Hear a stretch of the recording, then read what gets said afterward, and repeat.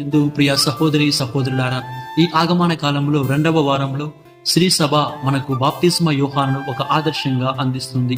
పాపం యొక్క ప్రభావం వలన చల్లాచెదిరిన మనలను పశ్చాత్తాప పడాలని, పాప మార్గాన్ని విడిచిపెట్టి అనగా పాత జీవితాన్ని విడిచిపెట్టి నూతన జీవితమునకై తిరిగి తన చెంతకు రావాలని భగవంతుడు తమ హస్తమును చాచి మనలను ఆహ్వానిస్తూ ఉన్నాడు.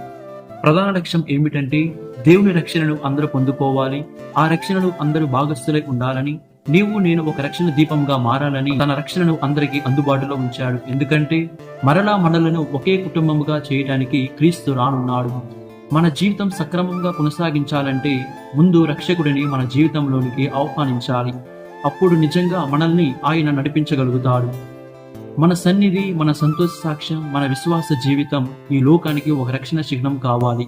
ఈ ఆగమన కాలంలో మన పిలుపు ప్రేమ పలుకు కావాలి. అడుగు ఒక రక్షణకు అడుగుగా మారాలి.